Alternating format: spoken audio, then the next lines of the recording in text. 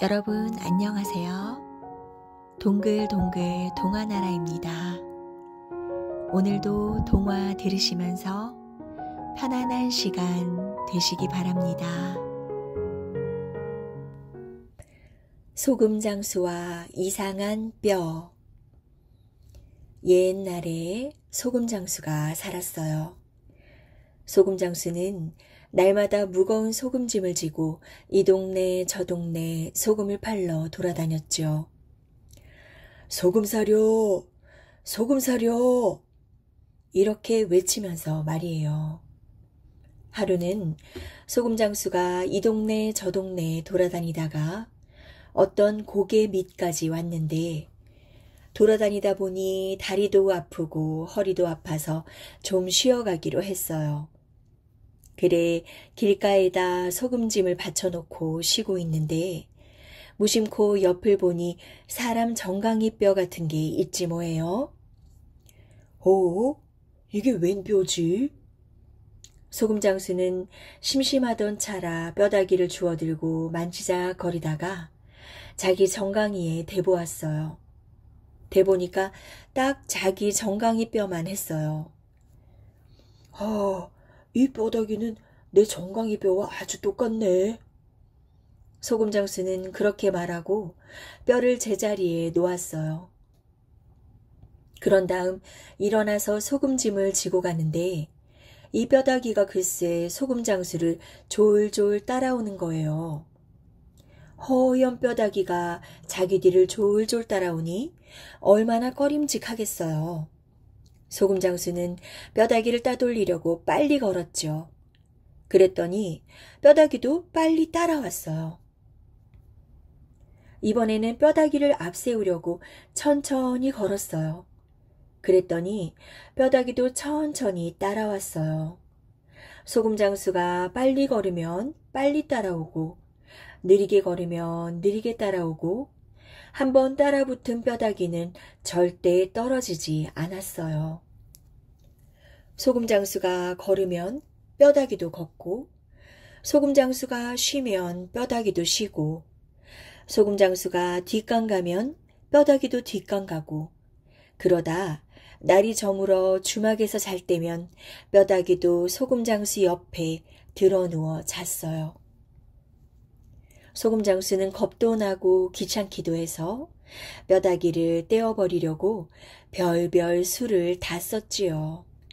하지만 한번 따라붙은 뼈다귀는 절대 떨어지지 않았어요. 하루는 어느 곳을 지나는데 저 멀리 보이는 동네에서 무슨 잔치를 벌이는지 사람들이 많이 모여서 떠들썩했지요. 그래 소금장수가 뼈다귀 보고 말했지요. 야, 뼈다귀야. 저 동네에 무슨 잔치가 있는 모양이다. 내 잔치집에 가서 떡이랑 고기랑 술이랑 얻어와서 너랑 나누어 먹을 테니 너는 여기서 소금짐을 지키면서 기다리고 있어라. 그랬더니 뼈다귀가 따라오지 않고 가만히 있지 뭐예요.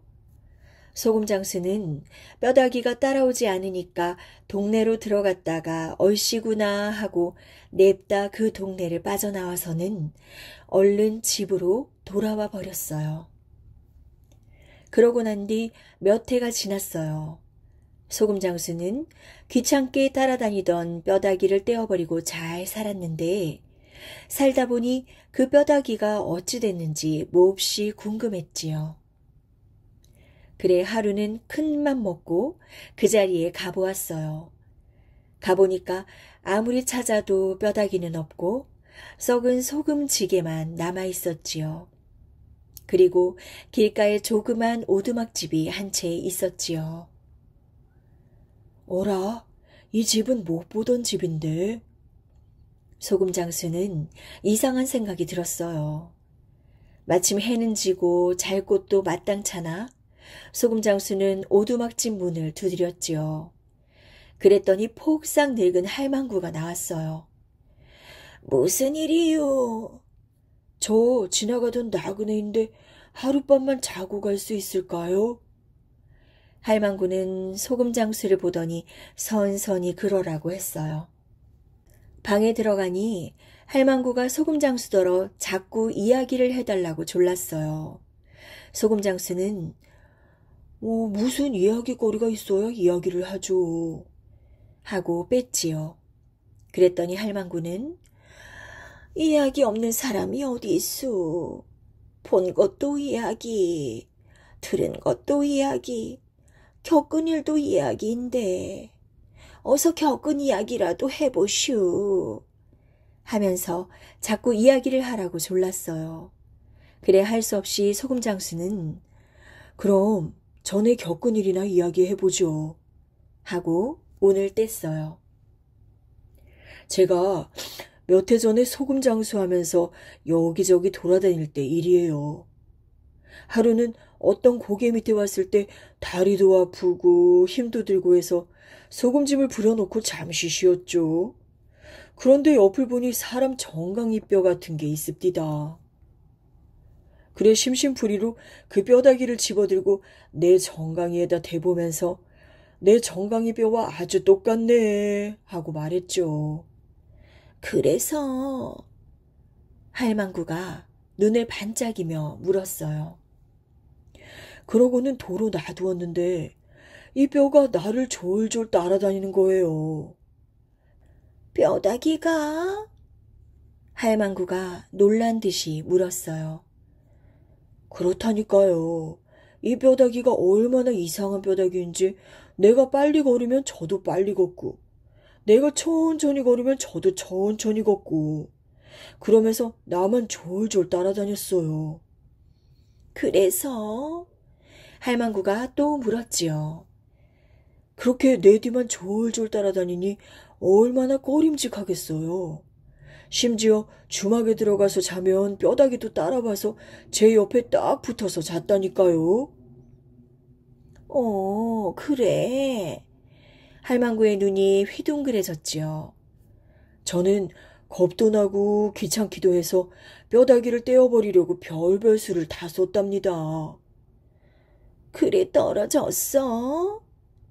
할망구가 조금 다가앉으며 물었어요.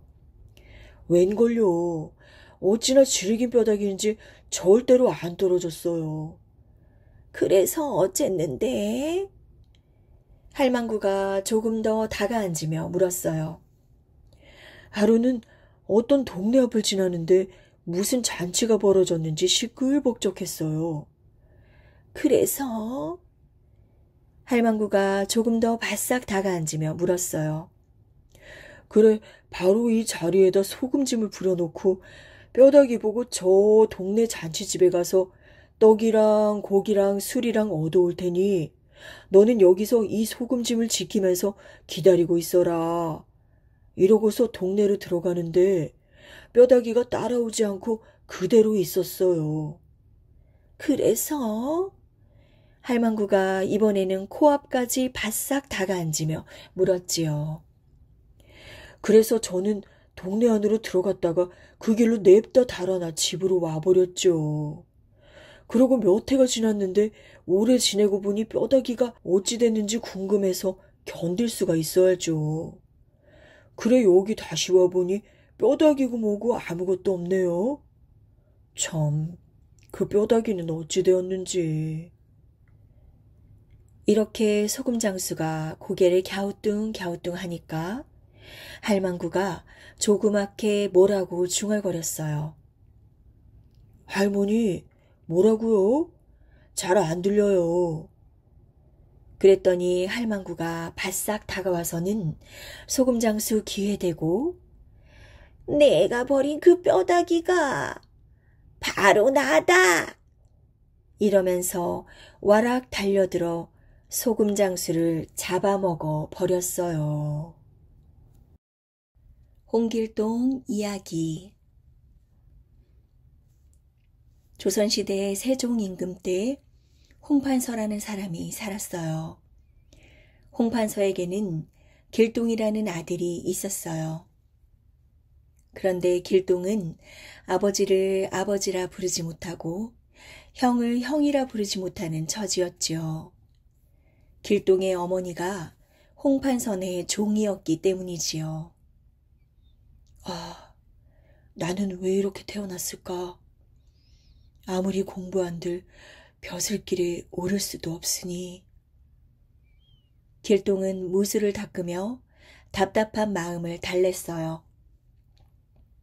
어느 날 밤 길동은 마당을 거닐고 있었어요. 내 신세가 참으로 처량하구나. 길동은 우울한 마음에 집을 나서 여기저기 헤매었어요. 그러다가 문득 정신을 차려보니 깊은 산속이었어요. 그곳에서 길동은 커다란 돌문을 발견하고 조심스레 다가갔어요. 이런데 웬 돌문이지? 좀 수상쩍군. 길동이 힘껏 밀자 돌문이 스르르 열렸어요. 갑자기 길동의 눈앞에 넓은 들이 펼쳐졌어요. 기름진 논밭에 집들이 옹기종기 모여 있었지요. 그곳은 바로 도둑의 소굴이었던 거예요. 길동이 마을에 나타나자 마침 우두머리를 뽑기 위해 모여있던 도둑들은 깜짝 놀랐어요. 나는 홍길동이라고 하오. 여기에 이른 것도 하늘의 뜻인데 내가 바위를 한번 들어보리다. 길동은 1000근짜리 바위를 번쩍 들어 올렸어요. 그날부터 길동은 도둑들의 우두머리가 되었어요. 이제부터 우리는 예사 도둑이 아니다. 못된 벼슬아치를 혼내주는 의로운 도둑이 될 것이다. 좋습니다. 우리는 두목의 명령에 무조건 따르겠소. 길동은 도둑들의 모임을 활빈당이라 이름 짓고 부하들에게 무술을 가르치기 시작했어요. 부하들은 밤낮 없이 무술을 갈고 닦았죠. 하루는 길동이 부하들을 모아놓고 말했어요. 들리는 소문에 함경도 감사가 백성들을 괴롭힌다고 한다. 함경도 관할을 칠 것이니 그리 알고 준비하라. 며칠 뒤 함경도 관하로 들어가는 남문에 큰 불이 났어요. 길동의 부하들이 낸 불이었죠. 모두 남문으로 가서 불을 꺼라. 함경도 감사가 소리치자 포졸들은 남문 쪽으로 몰려갔어요. 그 틈에 길동의 부하들은 우르르 성 안으로 들어갔지요. 창고에서 곡식과 재물을 꺼내 북문으로 나가라. 길동의 명령에 부하들은 재빠르게 움직였어요. 포졸들이 가까스로 불을 끄고 관하로 돌아왔을 때는 길동과 부하들이 이미 성을 다 빠져나간 뒤였어요. 게다가 북문에는 이런 방이 붙어 있었지요. 백성에게서 빼앗은 식량과 재물을 가져가오. 나는 활빈당의 우두머리 홍길동이요. 괘씸한 놈 같으니라고. 이놈을 당장 잡아들여라. 함경도 감사가 펄펄 뛰었지만 아무 소용이 없었어요. 길동은 훔쳐온 곡식과 재물을 가난한 백성들에게 나눠주었어요. 도적 홍길동이 못된 벼슬아치들보다 낫구먼. 그러게나 말일세. 덕분에 우리가 줄인 배를 채우지 뭐야. 백성들이 길동을 칭찬할수록 못된 벼슬아치들은 길동을 잡으려고 눈에 불을 켰어요. 하지만 귀신같이 나타났다 사라지는 길동을 잡을 수가 없었지요. 홍길동 이놈 잡히기만 해봐라. 그런데 어디 가서 잡나? 이거야 원. 어느 날 길동은 볏짚으로 허수아비를 7개나 만들었어요. 그런 다음 수리수리 마수리 주문을 외웠죠. 그러자 펑 소리와 함께 허수아비들이 모두 길동으로 변했어요. 아니 이게 어찌된 일입니까? 놀라지 마라. 내 몸을 여럿으로 나누었을 뿐이다. 8 길동은 부하들과 함께 팔도에 흩어졌어요. 그러고는 못된 벼슬아치들을 혼내주었지요. 길동에 대한 소문은 대궐에까지 들어갔어요. 아니, 어떻게 똑같이 생긴 사람 8이 같은 달 같은 날에 팔도에서 돌아다닌단 말이냐? 임금님도 길동의 도술에 놀라워했지요. 상감마마, 그놈은 바람과 구름을 마음대로 부리고 수천 리를 한 걸음에 오가는 재주도 지녔다고 합니다. 허허, 홍길동은 사람이 아니라 귀신인가 보구나. 어쨌든 홍길동 때문에 온 나라가 어지러우니 당장 잡아들이도록 하라. 길동은 동해 번쩍 서해 번쩍 좀처럼 잡히지 않았어요. 그러자 한 신하가 방안을 내놓았어요. 홍길동에게는 인형이라는 배다른 형이 있습니다. 인형에게 경상 감사 자리를 주어 홍길동을 잡아오라 하시지요. 마침내 홍인형은 감사가 되어 경상도로 내려갔어요. 홍인형은 내려가자마자 여기저기에 방을 써붙였지요. 길동이 너 때문에 아버님도 편찮으시고 상감마마의 걱정 또한 하늘을 찌른다. 대장부로 태어나 효도와 충성을 다하지 못하면 살아 무엇하겠느냐. 그러니 어서 모습을 드러내라. 방을 본 길동은 스스로 임금님 앞에 나아갔어요. 허수아비로 만든 가짜 길동들도 함께였지요. 아니, 홍길동이 어째 8이나 되지? 신하들이 어리둥절하여 수군댔어요. 임금님이 호통을 치자 8 길동이 모두 자기가 진짜라고 우겼어요. 결국 임금님은 길동의 아버지인 홍판서를 불렀어요.